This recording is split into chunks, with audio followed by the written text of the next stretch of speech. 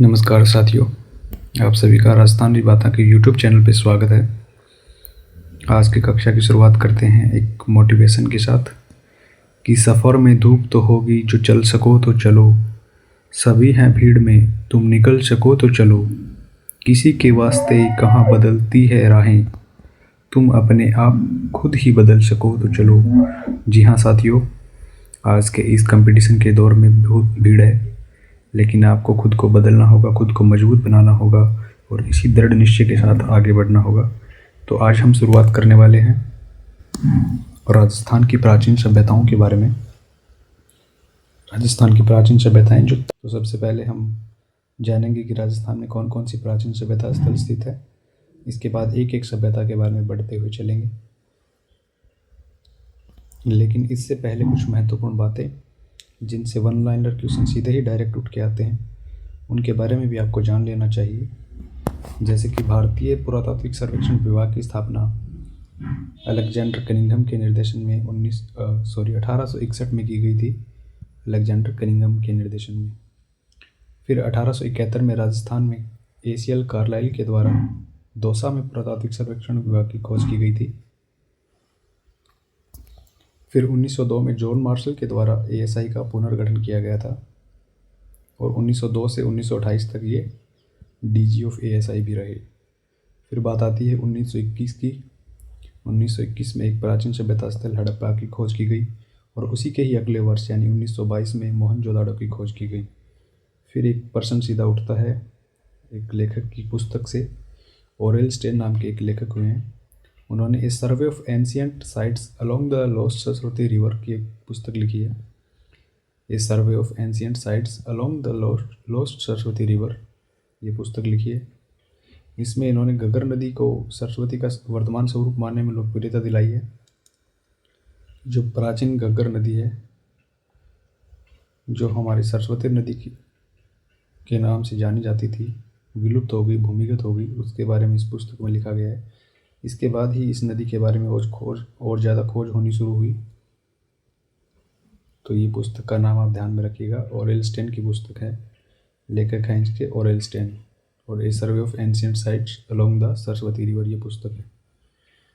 फिर आज़ादी के बाद भारत में सबसे पहले जो खोजा गया स्थल था 1947 के बाद जो भारत में खोजा गया स्थल है, सभ्यता स्थल, वो है कालीबंगा।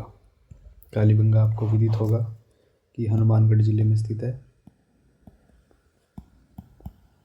हनुमानगढ़ जिले की पीलीबंगा तहसील में है और ये इसी सरस्वती या घग्गर नदी के किनारे स्थित है। अब जो बात आती है खोजा गया स्थल है, वो तो कालीबंगा का है, लेकिन सर्वप्रथम जो खोदा गया स्थल है वो है रोपड़, पंजाब का। चलिए अब आगे बढ़ते हैं। राजस्थान के जो सभ्यता स्थल हैं दोस्तों, उनको 3 भागों में बांटा गया है। एक तो है पाषाणकालीन सभ्यता स्थल, फिर है ताम्रयुगीन सभ्यता स्थल और उसके बाद जो है वो लोहयुगीन सभ्यता स्थल है। पाषाणकालीन सभ्यता स्थलों को भी 3 भागों में बांटा गया है। पूरा पाषाणकालीन के सभ्यता स्थल, फिर मध्य पाषाण के सभ्यता स्थल और फिर नवपाषाण के सभ्यता स्थल। अब इसकी एक ट्रिक है जिससे आप इन सभ्यता स्थलों को याद रख सकेंगे। पाषाणकालीन सभ्यता स्थलों को याद रखने की ये ट्रिक है हमारे पास कि बीड़ी बाती आगी, बीड़ी बाती आगी, यानी बी से बिगोद सभ्यता, फिर डी से डिडवाना सभ्यता, बा से बागौर सभ्यता, ती से तिलवाड़ा सभ्यता, आ से आहड़ सभ्यता और बी से गिलुंड सभ्यता। अब अगर हम इन सभ्यता स्थलों के स्थानों की बात करें तो बिगोद सभ्यता स्थल है वो भीलवाड़ा में है और डिडवाना सभ्यता स्थल ये डिडवाना, कुचामन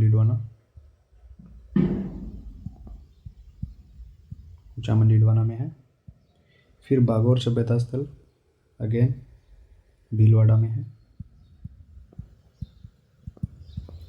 तिलवाड़ा सभ्यता स्थल कहाँ पे है दोस्तों? ये बाड़मेर में है। आहड़ सभ्यता स्थल ये उदयपुर में है और गिलुंड सभ्यता स्थल ये राजसमंद में है।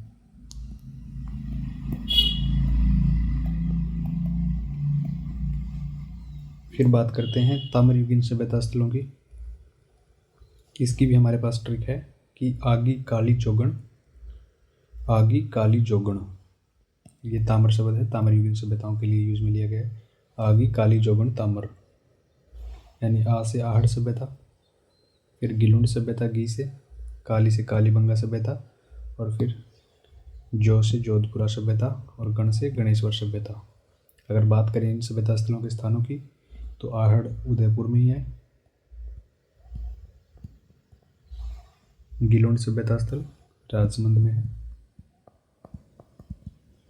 आप देखिएगा कि आहड़ और गिलुंड ये पाषाणकालीन सभ्यता स्थल भी है, नव पाषाण काल के, और ये ताम्रयुगीन सभ्यता स्थलों में भी आते हैं। फिर कालीबंगा सभ्यता स्थल महत्वपूर्ण सभ्यता स्थल है। ये हमने बात की थी कि सबसे पहले जो आज़ादी के बाद खोजा गया सभ्यता स्थल है वो कालीबंगा है, हनुमानगढ़ में स्थित है, घग्गर नदी के किनारे। जोधपुरा सभ्यता स्थल, ये बात ध्यान रखनी होगी कि जोधपुरा नाम है लेकिन ये स्थित है जयपुर में। फिर गणेश्वर सभ्यता स्थल, ये है सीकर में। अब आगे बात आती है लोहा युगीन सभ्यता स्थलों की। इसकी हमारे पास ट्रिक है रे सुत्ती काली जोगण, इसके हमारे पास ट्रिक है कि रे सुत्ती बेरंग लोहे की नली में, कि रे सुत्ती बेरंग लोहे की नली में। रे से हो गया रेड सभ्यता स्थल, सु से सुनारी, ती से तिलवाड़ा, और बे से बैराठ, और रंग से रंग महल सभ्यता, और फिर लोहे से हो गया लोहा युगीन सभ्यता स्थल, नली यानी कि नलियासर सभ्यता स्थल। अब इनके स्थानों की अगर हम बात करें तो रेड सभ्यता स्थल है वो है टोंक में, सुनारी झुंझुनू में, तिलवाड़ा सभ्यता स्थल बाड़मेर में, बैराठ सभ्यता स्थल जयपुर में, और रंग महल सभ्यता स्थल हनुमानगढ़ में, और फिर नलियासर ये है जयपुर में। तो दोस्तों एक बार मैं फिर से दोहरा देता हूँ आपके लिए ट्रिक। सबसे पहले हमने बात की कि पाषाणकालीन सभ्यता स्थल, जिसमें 3 भागों में डिवाइड कर दिया गया, पूरा पाषाणकालीन, मध्य पाषाणकालीन और नव पाषाणकालीन। जिसमें बीडी यानी बिगोद और डिडवाना है वो पूरा पाषाण काल के स्थल है। बाती यानी कि बागोर और तिलवाड़ा मध्य पाषाण के सभ्यता स्थल है, और फिर आगी यानी कि आहड़ और गिलुंड नव पाषाण काल के सभ्यता स्थल है। फिर बात आती है ताम्रयुगीन सभ्यता स्थलों की। इसकी ट्रिक है कि आगी काली जोगण, जिसमें आ से आहड़ सभ्यता स्थल, गी से गिलुंड, काली से कालीबंगा, और जो से जोधपुरा, गण से गणेश्वर। फिर नेक्स्ट आता है कि लोहा युगीन सभ्यता स्थल। इसकी ट्रिक है रे सुत्ती बेरंग लोहे की नली में, जिसमें रे से रेड सभ्यता, सु से सुनारी, ती से तिलवाड़ा, बेरंग में बे से बैराठ, और रंग से रंग महल, और नली से नलियासर। आशा करता हूँ ये ट्रिक आपके लिए हेल्पफुल रहेगी। अभी हम आगे बढ़ते हैं। सबसे पहले हम लेके चलते हैं कालीबंगा सभ्यता स्थल को। कालीबंगा सभ्यता स्थल राजस्थान के हनुमानगढ़ जिले में स्थित है, और ये पीलीबंगा तहसील में आता है। नदी की बात की जाए तो ये घग्गर नदी के किनारे स्थित है। इसकी अगर खोज की बात पूछी जाए तो अमलानंद घोष द्वारा इसकी खोज की गई थी 1952 में। ये प्रश्न बना था ना कि स्वतंत्रता के बाद भारत का प्रथम पुरातात्विक स्थल 1952 में खोजा गया। अगर खोजकर्ता का नाम भी आपको ट्रिक से याद रखना है तो मैं आपको एक बात बताता हूँ कि सभ्यता स्थल ये कौन सा है, कालीबंगा। काली और अमलानंद का लेते हैं अमल। अमल का रंग कैसा होता है, काला होता है। अमल काला, काला अमल, यानी काला अमल कालीबंगा सभ्यता स्थल के खोजकर्ता अमलानंद घोष। अब अगर बात की जाए इसके उत्खननकर्ताओं की तो उत्खननकर्ता में बीबी लाल, बीके थापर, एमडी खरे द्वारा 1961 से 1969 के मध्य इस स्थल का उत्खनन किया गया। अगर इस सभ्यता स्थल के समय काल की बात की जाए तो इसका समय काल है 2300 ईसा पूर्व से 2000 ईसा पूर्व के मध्य, यानी कि ये सेंधोकालीन सभ्यता स्थल है। अब इसके शाब्दिक अर्थ के बारे में पूछा जाए कि कालीबंगा शब्द का अर्थ क्या होता है, तो इसका अर्थ होता है काले रंग की चूड़ियाँ। यानी कि इस सभ्यता स्थल की खुदाई के दौरान काले रंग की चूड़ियाँ प्राप्त हुई, उसी के आधार पर इसका नाम कालीबंगा रख दिया गया। बंगा का अर्थ वैसे चूड़ियाँ ही होता है, पंजाब क्षेत्र में चूड़ियों को बंगा बोला जाता है, इसीलिए काली और बंगा यानी काले रंग की चूड़ियाँ। इस सभ्यता स्थल के उत्खनन में 5 स्तर खोदे गए, जिसमें से पहले दो स्तर थे वो प्राक हड़प्पा सभ्यता से मिलते थे, और तीसरा, चौथा और पांचवा जो स्तर था वो हड़प्पा कालीन सभ्यता से मिलता जुलता था।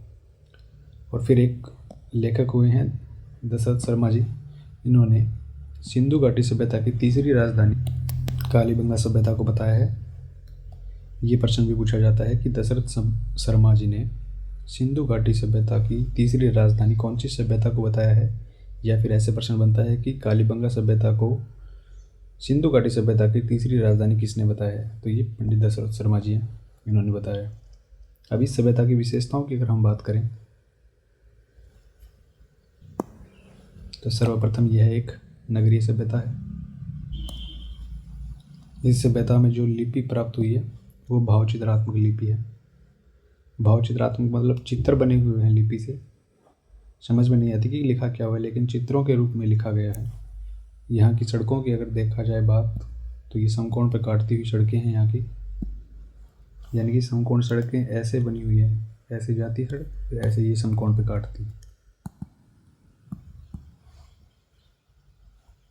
रक्षा प्राचीर यानी कि इसके दोहरी रक्षा प्राचीर भी प्राप्त हुई है, जैसे कि ये बाउंड्री बनी हुई है नगर की, फिर इसके बाहर एक बाउंड्री और बनी हुई, यानी दोहरी रक्षा प्राचीर के अवशेष भी मिले हैं यहाँ से। फिर यहाँ की नाली व्यवस्था उत्तम प्रकार की नाली व्यवस्था थी, जो लकड़ी की बनी हुई थी। नालियाँ जो हैं वो लकड़ी की बनी हुई थी, और उत्तम नाली व्यवस्था का जो है व्यवस्था देखने को मिली। फिर यहाँ पे समाज जो था वो मातृसत्तात्मक था, यानी कि महिलाओं की ज़्यादा चलती थी। वो तो वर्तमान में भी महिलाओं की चलती है, लेकिन पुराने समय से बताया जा रहा है कि उस समय में महिला प्रधान समाज होता था। फिर यहाँ से 7 अग्नि वेदिकाएँ प्राप्त हुई है। मकान जो थे वो कच्ची ईंटों से बने हुए थे। कच्ची ईंटों से मकान बने होने के कारण इसको दिनहीन बस्ती कहा गया है। अगर यहाँ पे बात की जाए तो एक तो था भाग यहाँ का ऊंचा जो दुर्ग टीला था, जिसमें अमीर लोग रहते थे ऐसा माना जाता है, और फिर निचला जो भाग था वो आम नागरिकों के लिए, यानी जो जनता थी वो रहती थी, और ऊंचे वाले भाग में जो अमीर वर्ग के लोग रहते थे। यहाँ से बेलनाकार मोहरें प्राप्त हुई हैं।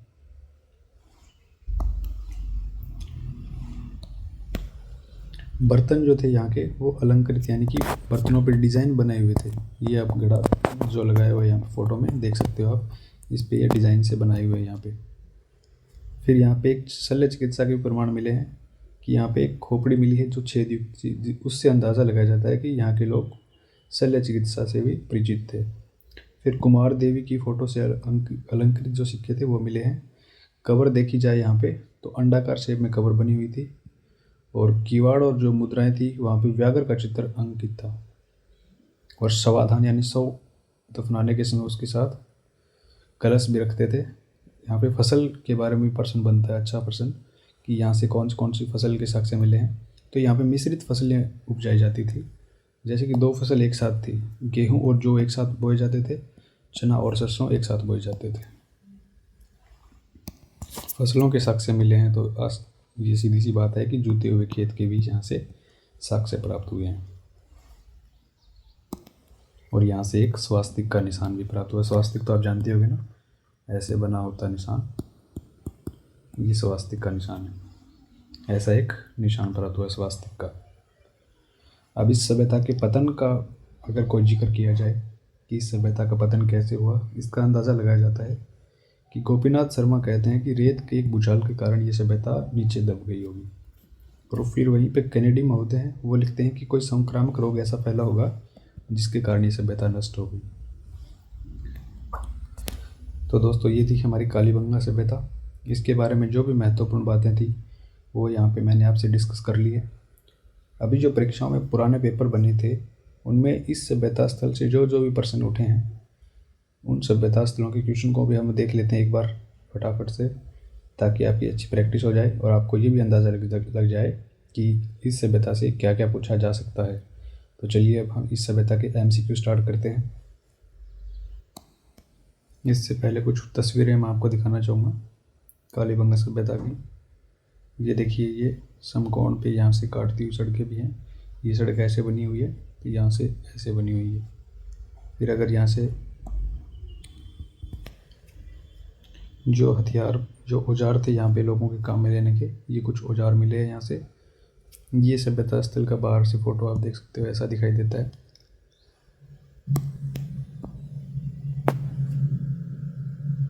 ये कुछ जो है अलंकृत बर्तनों का हमने जिक्र किया था, तो वो यहाँ के बर्तन जो प्राप्त हुए हैं वो यहाँ पर, ये कुछ मर्द भांड यानी मिट्टी के बने हुए बर्तन यहाँ से मिले हैं।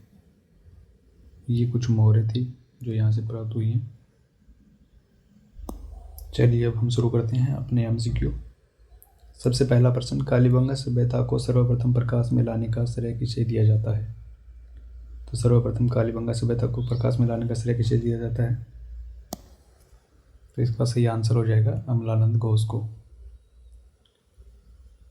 इस सभ्यता के खोजकर्ता कौन थे? अमलानंद घोष थे। कब? 1951-52 में सभ्यता की खोज की गई थी। फिर अन्य ऑप्शन जो BB लाल है, MD खरे हैं और ये BK थापर, ये कौन थे? ये तीनों थे इस सभ्यता स्थल के उत्खननकर्ता। उत्खननकर्ता कौन थे? BB लाल, BK थापर और MD खरे। और इस सभ्यता के खोजकर्ता थे अमलानंद घोष। हमने याद किया था ना कि काली और अमलानंद घोष जी ने इस सभ्यता स्थल की खोज की थी। चलिए बढ़ते हैं अपने नेक्स्ट प्रश्न की तरफ, जिसमें लिखा है कि राजस्थान में पुरातात्विक सर्वेक्षण का कार्य सर्वप्रथम 1871 में प्रारंभ करने का श्रेय किसे जाता है? तो हमने पढ़ा था कि ACL कार्लाइल के द्वारा राजस्थान के दौसा में 1871 में पुरातात्विक सर्वेक्षण विभाग की स्थापना की गई थी। और भारत की पूछा जाए तो भारत में 1861 में पुरातात्विक सर्वेक्षण विभाग की स्थापना की गई थी। वो किसके द्वारा? वो अलेक्जेंडर कनिंघम के द्वारा 1861 में भारतीय पुरातात्विक सर्वेक्षण की स्थापना की गई थी। और ACL कार्लाइल के द्वारा राजस्थान में 1871 में पुरातात्विक सर्वेक्षण कार्य की स्थापना की गई थी। देखिए next question, A survey work of ancient sites along the lost Saraswati river, ये पुस्तक हमने पढ़ी थी, किसके द्वारा लिखी गई थी? तो ये ओरेलस्टेन के द्वारा लिखी गई थी। अगला प्रश्न है, कालीबंगा उत्तरी राजस्थान के हनुमानगढ़ जिले की कौन सी नदी के किनारे स्थित है? तो ये सभ्यता स्थल कौन सी नदी के किनारे स्थित है? सरस्वती या घग्गर नदी, या जिसे दृश्यवती नदी भी कहते हैं। लिख देता हूँ मैं आपके लिए, दृश्यवती नदी या घग्गर नदी या फिर सरस्वती नदी कहते हैं। ऐसा माना जाता है कि ओरेलस्टेन जिन्होंने जो पुस्तक लिखी थी, अभी हमने पढ़ी थी, ओरेलस्टेन की पुस्तक कौन सी थी? The survey work of ancient sites along the lost Saraswati river, जो पुस्तक थी उन्होंने, ये पुस्तक इसी नदी की उत्कंठा थी इनके बारे में, कि एक ऐसी नदी थी भारत में जो अभी विलुप्त हो गई है। तो उन्होंने सोचा ये नदी जहाँ पे विलुप्त हुई है, विलीन हुई है, उस जगह पे कुछ मिल सकता है। ऐसी उत्कंठा के साथ ये भारत आए थे और उन्हीं के प्रयासों से आज घग्गर को सरस्वती नदी का वर्तमान स्वरूप जो मानने में लोकप्रियता हासिल हुई। चलिए बढ़ते हैं अगले प्रश्न की तरफ। सिंधु घाटी से अलग एक हड़प्पा उत्खननकर्ताओं द्वारा निम्न में से किसका वर्णन किया गया है? तो ये है कालीबंगा। कालीबंगा सभ्यता को दशरथ शर्मा ने सिंधु सभ्यता की कौन सी राजधानी बताया था? तीसरी राजधानी बताया था। तो ये सिंधु सभ्यता से मिलता एक स्थल है, इसका वर्णन किया गया है कालीबंगा का। चलिए नेक्स्ट क्वेश्चन देखते हैं, कौन सा सैंधव स्थल घग्गर नदी के किनारे स्थित है? तो यही वही प्रश्न हो गया, घग्गर नदी के किनारे कालीबंगा सभ्यता स्थल है। अगला प्रश्न है, किसे सिंधु सरस्वती सभ्यता का एक महत्वपूर्ण केंद्र कहा जाता है? यानी सिंधु की सरस्वती जो सभ्यता स्थल का एक महत्वपूर्ण किसे केंद्र कहा जाता है? तो ये भी कालीबंगा सभ्यता स्थल को कहा जाएगा। अगला प्रश्न है कालीबंगा का शाब्दिक अर्थ, ये हमने पढ़ा अभी, काले रंग की चूड़ियाँ। अगला प्रश्न है 1961 से 1969 की अवधि के दौरान निम्न में से कौन पुरातत्ववेत्ता कालीबंगा के उत्खनन से संबंधित नहीं है? तो कालीबंगा के उत्खनन कार्य से कौन संबंधित नहीं है? बीबी लाल हैं, पीके थापर हैं, एमडी खरे भी हैं, लेकिन आरसी अग्रवाल नहीं है। तो यही सही आंसर हो जाएगा, आरसी अग्रवाल नहीं है। चलिए देखते हैं अगला प्रश्न। कालीबंगा पुरातात्विक स्थल की खुदाई में बीबी लाल के सहयोगी नहीं रहे, यही सेम प्रश्न दोबारा आ गया है। तो एमडी खरे रहे हैं, केएम श्रीवास्तव भी रहे हैं, एसपी चंद, ये नाम मैं वहाँ पे आपको बताना भूल गया था कि ये त्रिपाठी जो है वो इसका सही आंसर होगा कि ये इसके सहयोगी नहीं रहे हैं। वहाँ पे हमने देखा था कि बीबी लाल ये खुद हैं, इनके सहयोगी रहे थे एमडी खरे, बीके थापर,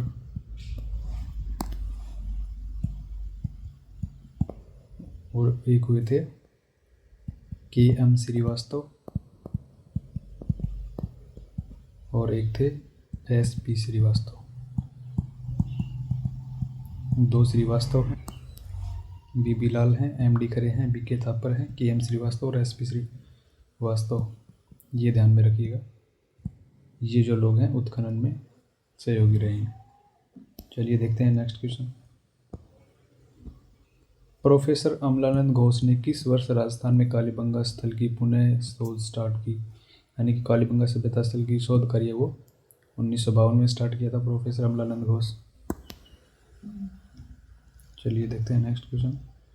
कालीबंगा सभ्यता स्थल हनुमानगढ़ जिला मुख्यालय से किस दिशा में स्थित है? तो कालीबंगा सभ्यता स्थल जो है हनुमानगढ़ जिले में से, हनुमानगढ़ जो जिला मुख्यालय है उससे किस स्थान पर स्थित है? तो इसका सही आंसर होगा दक्षिण पश्चिम में। चलिए देखते हैं अपना अगला प्रश्न। किस एक अभिकरण ने कालीबंगा के उत्खनन कार्य का उत्तरदायित्व संभाला? तो कालीबंगा सभ्यता के उत्खनन का कार्य किसने किया था? इस सभ्यता के उत्खनन का कार्य किया था भारतीय पुरातत्व सर्वेक्षण विभाग, नई दिल्ली ने। चलिए अगला प्रश्न देखते हैं। कालीबंगा का उत्खनन कार्य कितने स्तरों में किया गया था? तो ये 5 स्तरों में किया गया था। पहले जो 2 स्तर थे वो प्राक हड़प्पाकालीन थे, और जो बाद के 2 सत्र थे वो उत्तर हड़प्पाकालीन या हड़प्पाकालीन बोल सकते हैं आप। अगला प्रश्न है हमारे पास, किसने कालीबंगा को सिंधु घाटी साम्राज्य की तीसरी राजधानी कहा था? ये हमने पढ़ा था, दशरथ शर्मा जी ने कहा था। चलिए अगला प्रश्न। राजस्थान में सभ्यता के किस स्थल पर सर्वप्रथम जुते हुए खेत के साक्ष्य प्राप्त हुए थे? ये हमने पढ़ा था, कालीबंगा सभ्यता में प्राप्त हुए थे।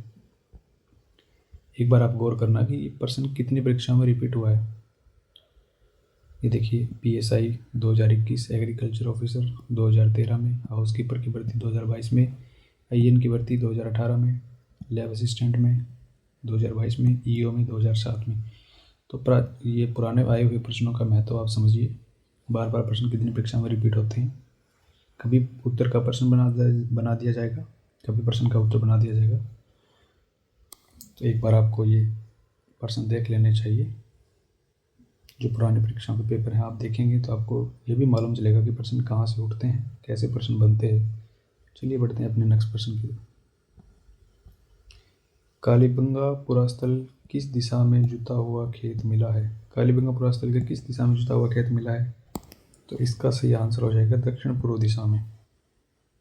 यानी जो कालीबंगा सभ्यता स्थल है इसके अगर दिशाओं का हम वर्गीकरण करें तो फिर दक्षिण पश्चिम जो ये दिशा है यहाँ पे जुते हुए खेतों के साक्ष्य मिले हैं। और अगर ये पूछा जाए कि हनुमानगढ़ जिला मुख्यालय से कालीबंगा सभ्यता स्थल किस स्थान में स्थित है तो वो दक्षिण पश्चिम आंसर हो जाएगा। ये दोनों प्रश्न ध्यान में रखना, पूछे गए हैं पुराने पेपरों में। चलिए बढ़ते हैं नेक्स्ट क्वेश्चन की तरफ। राजस्थान निम्नलिखित में से किस स्थान से उत्खनन में अग्नि वेदिकाएं मिली हैं? तो कहाँ से मिली हैं? कालीबंगा से कितनी अग्नि वेदिकाएं मिली हैं यहाँ से? तो 7 अग्नि वेदिकाएं मिली हैं। देखते हैं अगला प्रश्न। निम्नलिखित में से किस पुरातत्व स्थल पर घरों में अंडाकार कुएं मिले हैं? अंडाकार कुएं कहाँ मिले हैं? कालीबंगा में मिले हैं। शुरुआत में मैंने आपको तस्वीरें दिखाई थी, उनमें दिखाया था ना कि ये अंडाकार कुएं वाली तस्वीर आपने देखी होगी। एक बार फिर दिखाता हूँ मैं आपको। ये तस्वीर देखिए आप, यहाँ पे कुआं दिखाया गया है। और तो कौन सी तस्वीर में नहीं, किसी में और तो किस स्थल पर घरों में अंडाकार कुएं मिले हैं? कालीबंगा में। देखते हैं अगला प्रश्न। प्राक हड़प्पा युगीन संस्कृति में प्राप्त हुई है। प्राक हड़प्पा कालीन संस्कृति कहाँ पे प्राप्त हुई है? तो कालीबंगा में। कितने स्तरों में खुदाई की गई थी? 5 स्तरों में खुदाई की गई थी यहाँ पे। प्रथम 2 स्तर तो थे वो प्राक हड़प्पा कालीन संस्कृति से संबंधित थे, और अंतिम 3 स्तर तो थे वो हड़प्पा कालीन। चलिए बढ़ते हैं नेक्स्ट क्वेश्चन की तरफ। कालीबंगा क्षेत्र में कितनी अग्निवेदिकाएं प्राप्त हुई थी? तो हमने बताया था 7 अग्निवेदिकाएं प्राप्त हुई थी। अगला प्रश्न है, कालीबंगा सभ्यता से संबंधित नहीं है। यहाँ से मिट्टी की ईंटों से बने हुए घर मिले थे, लोहे के उपकरण मिले थे। मिट्टी की ईंटों के बने हुए घर मिले थे, लोहे के उपकरण मिले थे। मिले थे क्या लोहे के उपकरण? नहीं, क्योंकि ये कौन सी सभ्यता है? तो यही आंसर राइट हो जाएगा। दुर्गीकरण यानी एक दुर्ग टीला था, एक नगर टीला था, तो दुर्गीकरण के शक से मिले थे। 7 अग्निवेदिकाएं मिली थी यहाँ से, और मकान जो कच्चे ईंटों के बने हुए थे। तो यहाँ से लोहे के उपकरण नहीं मिले होते, क्योंकि यह ताम्रयुगीन सभ्यता स्थल है। चलिए बढ़ते हैं अगले प्रश्न की तरफ। निम्नलिखित में से कौन सा पुरावस्तु कालीबंगा से संबंधित नहीं है? तो इसमें दुर्गीकरण मिला था, शैल चित्र यानी गुफाओं पे बने हुए चित्र नहीं मिले थे, अग्निवेदिकाएं थी, मर्दबांड भी थे। तो यही ऑप्शन सही राइट आंसर हो जाएगा। चलिए बढ़ते हैं नेक्स्ट क्वेश्चन की तरफ। अगला प्रश्न है, कालीबंगा सभ्यता स्थल से संबंधित नहीं है, नहीं पूछा गया है। तो कालीबंगा से ऊंट की हड्डियों के साक्ष्य मिले हैं? जी बिल्कुल मिले हैं। कालीबंगा से प्रथम अंकित किए गए भूकंप के साक्ष्य भी मिले हैं। कालीबंगा से जुते हुए एक इतालवी इंडोलॉजिस्ट लुई पेसिडेर। अगला प्रश्न अपने पास है, कालीबंगा सभ्यता स्थल से संबंधित नहीं है, नहीं पूछा गया, यहाँ पे ध्यान रखना। कालीबंगा से ऊंट की हड्डियों के साक्ष्य मिले हैं? जी मिले हैं। कालीबंगा से प्रथम अंकित किए गए भूकंप के साक्ष्य मिले हैं? जी बिल्कुल मिले हैं। कालीबंगा की खोज एक इतालवी इंडोलॉजिस्ट लुई पियो टेसिटोरी ने की थी। हाँ, अमलानंद घोष जी से पहले इस सभ्यता स्थल की खोज LP टेसिटोरी जिनको बोलते हैं, इन्होंने की थी। सही है। फिर अगला है, प्राक हड़प्पा अग्निवेदियों के साक्ष्य मिले हैं? नहीं, ये जो अग्निवेदियों के साक्ष्य मिले हैं ये प्राक हड़प्पा से नहीं, ये हड़प्पा कालीन से। जो 5 सदरों में खुदाई की गई थी, जो पहले जो 2 स्तर थे वो प्राक हड़प्पा से थे, और 3 स्तर तो थे वो हड़प्पा से संबंधित थे। तो इन स्तरों से अग्निवेदिकाएं नहीं मिली हैं। हड़प्पा कालीन जो स्तर थे खुदाई के, उनसे ये अग्निवेदिकाएं मिली है। तो यही संबंधित नहीं है, उत्तर हो जाएगा। राइट आंसर चौथा हो जाएगा। चलिए देखते हैं अगला प्रश्न। कालीबंगा में प्राप्त चबूतरे निर्मित हैं? तो लकड़ी से नहीं, पत्थर से भी नहीं, मिट्टी की ईंटों से ये चबूतरे निर्मित थे। लकड़ी और धातु से भी नहीं थे। तो कच्ची ईंटों से जो निर्मित थे, मिट्टी की ईंटों से बोल सकते हैं इसी से, वो चबूतरे निर्मित थे। ये राइट आंसर हो जाएगा। देखते हैं अगला प्रश्न।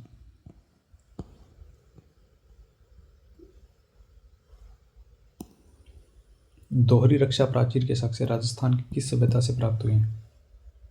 तो दोहरी रक्षा की हमने बात की थी कि एक जो आउटर बाउंड्री थी, फिर इसके अंदर एक इनर बाउंड्री, यानी कि 2 सुरक्षा प्राचीर बनी हुई थी। ये कालीबंगा सभ्यता स्थल। अगला प्रश्न देखते हैं। चलिए, इतने ही प्रश्न थे जो हमारे पास पुराने पेपरों में आए हुए बन रहे थे कालीबंगा सभ्यता स्थल से। अगली हम बात करेंगे आहड़ सभ्यता की। सबसे पहले हम उसकी कुछ महत्वपूर्ण जानकारी है उसका अध्ययन करेंगे, फिर इसी प्रकार से उन प्रश्नों का एनालिसिस करेंगे। तो आशा करता हूँ कि आपको आज की ये क्लास पसंद आई हो, और अगर आप इस कक्षा में कुछ सुधार चाहते हैं तो कमेंट करके ज़रूर बताएं। वीडियो अगर आपको अच्छी लगी हो तो लाइक कीजिएगा, अगर आपको लगता है कि आपको दोस्तों को भी ये जानकारी देखनी चाहिए तो उनके साथ शेयर कीजिएगा, और सब्सक्राइब तो आपने कर ही रखा होगा। तो वीडियो देखने के लिए आपका धन्यवाद। जय राजस्थान।